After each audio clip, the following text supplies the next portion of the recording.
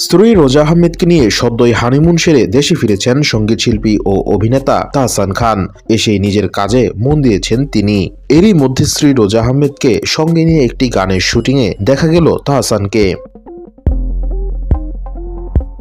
সামাজিক মাধ্যমে ছড়িয়ে পড়া সেই শুটিংয়ের একটি ভিডিও দেখে নেটিজেনরা অনুমান করেন নিশ্চয়ই তাহসানের নতুন কোনো গানের মুখ হতে যাচ্ছেন রোজা আহমেদ। কিন্তু তাহসান এই প্রসঙ্গে স্পষ্ট জানিয়ে দেন, রোজাকে পর্দায় কিংবা গানে আনার কোনো চিন্তা করছেন না তিনি।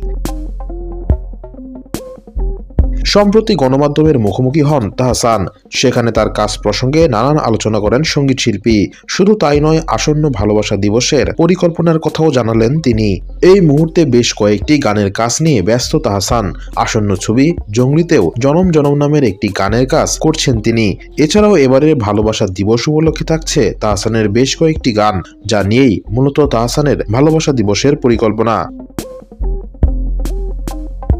ভালোবাসা দিবসের মর্যাদা তাহসানের কাছে কতটা, সে প্রসঙ্গে কথা বলেন তাহসান। গায়কের কথায়, ভালোবাসা দিবসের অর্থ এক একজনের কাছে এক এক রকম। আমার কাছে এটি শুধুই ভালোবাসা উদযাপনের দিন। ৩৬৫ দিনের মাঝে ভালো একটা মুহূর্ত উদযাপনের জন্য কয়টা দিনই বা আছে। আমার মনে হয় মানুষ জাজমেন্টাল না হয়ে অন্তত এই একটা দিন খুব সেলিব্রেট করুক।